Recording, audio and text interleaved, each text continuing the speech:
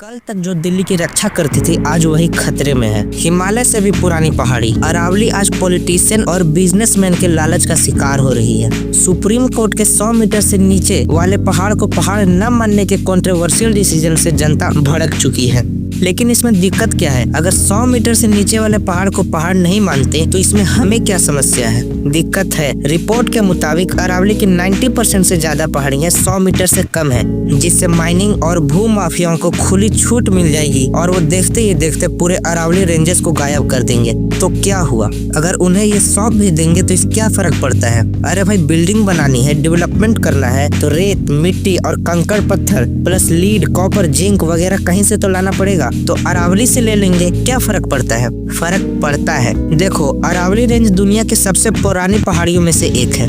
ये करोड़ों साल पहले बहुत ऊंचे थे, लेकिन वक्त के साथ हवा और बारिश ने इसे छोटा कर दिया। ये मेनली 4 स्टेट से गुजरता है: गुजरात, राजस्थान, हरियाणा और दिल्ली। दिल्ली में राष्ट्रपति भवन और JNU यूनिवर्सिटी अरावली रेंजेस के एक्सटेंडेड हिस्सों पर ही बनी है। गुजरात से दिल्ली तक ये 692 किलोमीटर लंबी है। अब प्रॉब्लम देखो, सुप्रीम कोर्ट के डिफिनेशन के 2 पार्ट है, पहला वर्टिकल और दूसरा हॉरिजॉन्टल। वर्टिकल डिफिनेशन ये कहती है कि अगर कोई पहाड़ी 100 मीटर से कम है तो उसे अरावली रेंजेस का हिस्सा नहीं माना जाएगा, और अगर ये काउंट नहीं होगी तो इस पे फॉरेस्ट कंजर्वेशन एक्ट भी नहीं लगेगा और ये माइनिंग के लिए खुल जाएगा। दूसरी तरफ हॉरिजॉन्टल डिफिनेशन ये कहती है कि अगर 2 पहाड़ी 500 मीटर के अंदर है तो उसे अरावली रेंजेस में काउंट किया जाएगा, लेकिन अगर वो 500 मीटर से ज्यादा दूर है तो उसे अलग अलग काउंट किया जाएगा। तो अगेन 90% से ज्यादा पहाड़ियां प्रोटेक्शन से बाहर हो जाएंगी। अगर नंबर वाइज बताऊं तो 12,081 में से 11,033 पहाड़ियां 100 मीटर से छोटी है और सिर्फ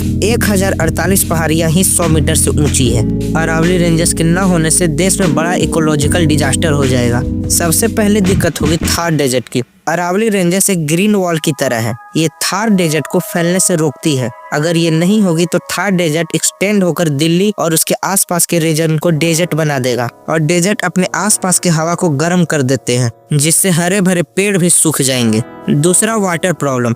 देखो, माइनिंग के बाद पहाड़ प्लेन हो जाएगा और बिल्डर उस पे बिल्डिंग बना देंगे। देखते ही देखते वहां पर एक सिटी खड़ी हो जाएगी। लेकिन अरावली एक सॉफ्ट स्पंज की तरह काम करता है, वो रेन वाटर के एब्जॉर्ब करके ग्राउंड वाटर को रिचार्ज करता है। लेकिन सिटी मैक्सिमम वाटर प्रूफ होती है।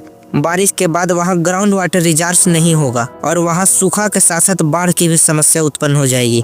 तीसरी प्रॉब्लम होगी एयर पोल्यूशन की।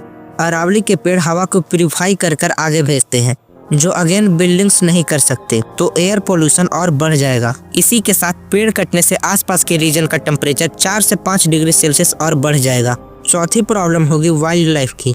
अरावली करोड़ों जीव जंतुओं का घर है, अगर वही नहीं रहेगा तो ये जानवर अपने घर से अलग कहाँ जाएंगे, और परिणाम स्वरूप ये शहर में आ जाएंगे और जंगली जानवरों के हमले के केसेस और ज्यादा बढ़ जाएंगे।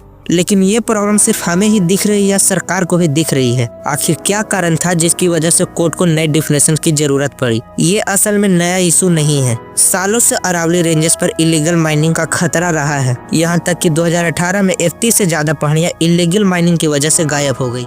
तो कोर्ट ने इस पर बैन लगा दिया, लेकिन फिर भी इलीगल माइनिंग रात में पॉलिटिशियंस की हेल्प से चलती रही। तो सुप्रीम कोर्ट ने अरावली की एक यूनिफॉर्म डिसीजन मांगी, जिसे चारों स्टेट एक्सेप्ट करे। तो यूनियन एनवायरनमेंट मिनिस्ट्री ने एक कमेटी बैठाया, तो उस कमेटी ने एक रिपोर्ट सबमिट किया। उस रिपोर्ट में ये डिफिनेशन दिया गया कि उन पहाड़ियों को अरावली रेंजेस का हिस्सा माना जाएगा जो 100 मीटर से ऊंची हो। लेकिन इसमें भी एक ट्विस्ट है।